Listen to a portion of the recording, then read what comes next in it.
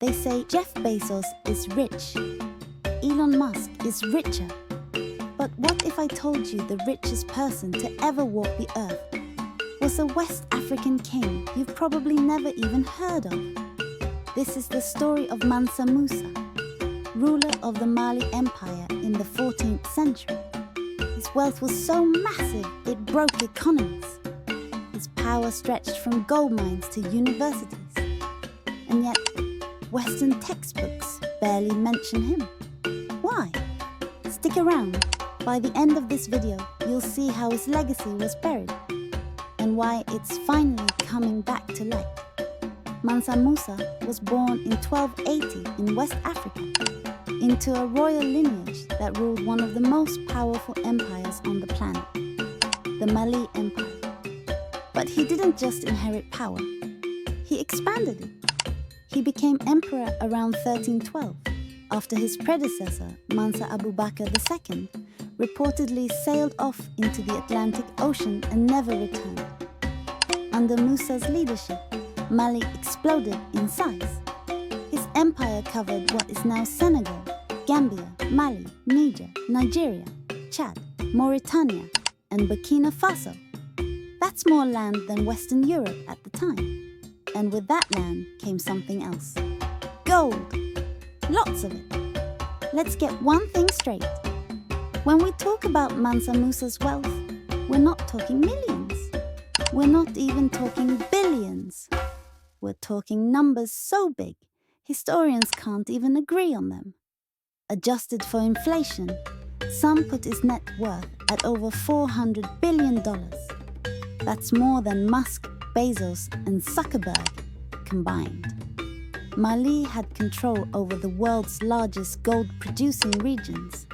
And back then, gold was literally the global standard of wealth. But Mansa Musa wasn't just sitting on piles of gold. He used that wealth to build cities, sponsor scholars, and fund one of the most legendary trips in history.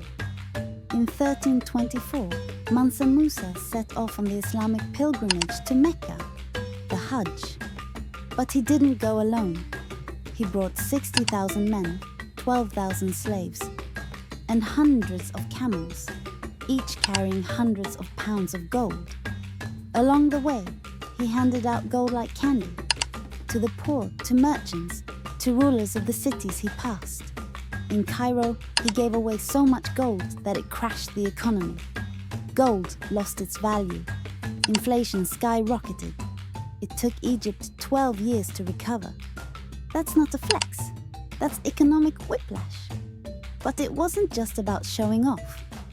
Musa wanted to put Mali on the map, and he did. After returning from Mecca, Mansa Musa began transforming his empire into a beacon of knowledge. He built Timbuktu into a cultural capital, with universities, mosques, and one of the world's largest libraries.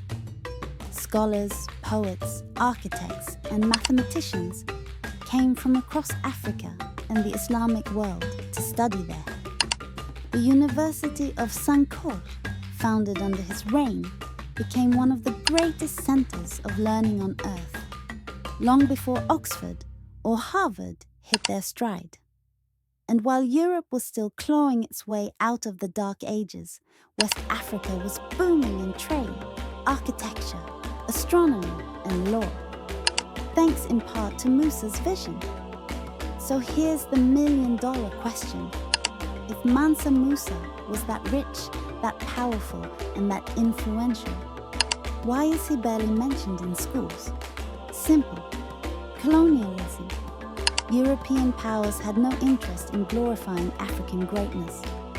During the scramble for Africa and the centuries of colonization that followed, African history was either erased, distorted, or rewritten.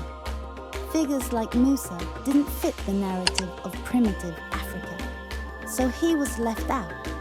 Even in modern textbooks, his name is usually a footnote, if it's mentioned at all. It's not an accident. It's part of a broader pattern to silence non-European achievements. But the story's not over. Today, scholars, historians, and content creators are bringing Mansa Musa's legacy back to life.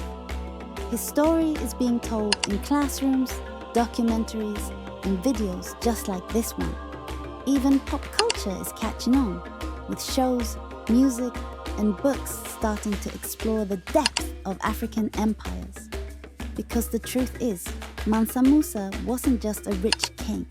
He was a builder of civilizations, a connector of cultures, a leader who understood that true wealth isn't just gold, it's legacy. So next time someone tells you Elon Musk is the richest man in history, tell them to look up Mansa Musa. Because Africa wasn't waiting for history to happen. It was making it. You've heard about the gold, the pilgrimage, and the power. But Mansa Musa's story doesn't stop at wealth. If anything, the real legacy starts after the gold dust settles. Because after returning from Mecca, Mansa Musa wasn't just trying to show off. He was building a vision, a civilization, something that would outlive him. He brought architects from Cairo, scholars from Morocco, and artisans from Andalusia to build Mali's golden age. One of them, a famous architect named Abu Ishaq al-Sahili, was commissioned to design mosques and universities across Mali. The most famous? The Jingareba Mosque in Timbuktu, still standing today, made of mud and earth, and yet more majestic than most modern buildings. But architecture was just one piece. Musa turned Timbuktu into a global knowledge hub. Imagine this. While Europe's universities were still teaching astrology as science, scholars in Mali were writing legal treatises, mapping the stars, and debating philosophy under the hot Sahel sun. Thousands of manuscripts fill the shelves of Timbuktu. Some still survive today, hidden in secret libraries, written in Arabic and African scripts. What were they writing about? Everything. Astronomy, medicine, law, mathematics, poetry. Some texts reveal trade routes across the Sahara. Others document medical procedures centuries ahead of their time. These weren't myths or folklore. They were documented facts, peer-reviewed by traveling scholars across the Islamic world. And remember, all of this was happening in the 1300s. Now here's a detail that rarely gets talked about. Mansa Musa's empire wasn't just rich in gold, it was rich in people.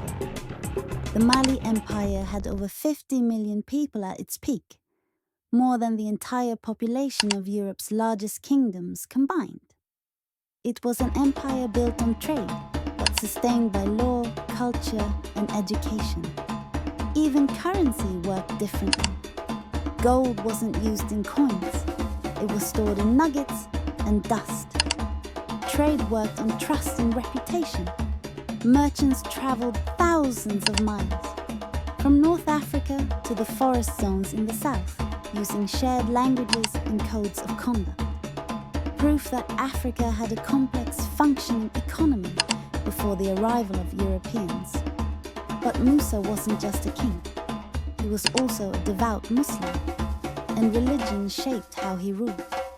He built hundreds of mosques, funded Quranic schools, and made Islamic law a foundation of his empire's legal system. But here's what's interesting. He never forced Islam on anyone. Traditional African religions still thrived under his rule, showing that Mali was far more pluralistic than many empires of its time. And this balance of culture and religion made Mali a crossroads between Arab traders, African merchants, and European explorers. Speaking of Europe, let's talk about something wild.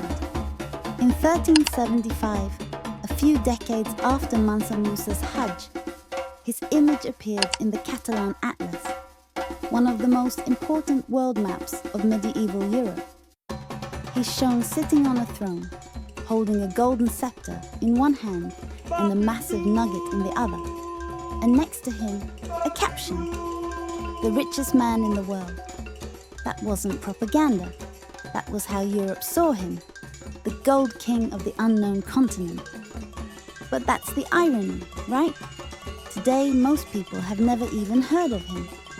After Mansa Musa died in 1337, the Mali Empire began to slowly decline. His sons couldn't hold it together. Neighboring empires like Songhai rose up. Trade routes shifted, and eventually, the transatlantic slave trade would rip West Africa apart. What Musa built began to fade, not just physically, but in memory. Colonial historians downplayed his story. Western media barely referenced his empire. And the myth that Africa had no history before colonization took root in classrooms worldwide. But here's the truth. Mansa Musa wasn't just the richest man. He was the architect of one of the most enlightened, advanced, and respected civilizations of his time. He left behind a legacy that stretched from architecture to astronomy, economics, to education. And now, 700 years later, the world is finally beginning to catch up.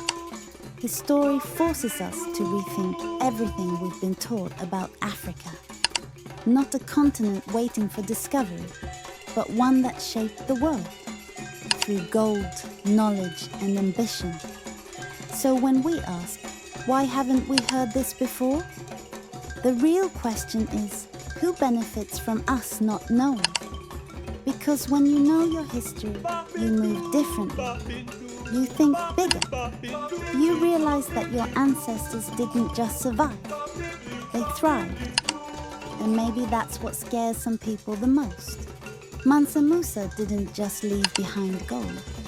He left behind a blueprint for greatness, for leadership, for a future Africa and a future world, built on knowledge, dignity, and power. And that's the story you weren't supposed to hear.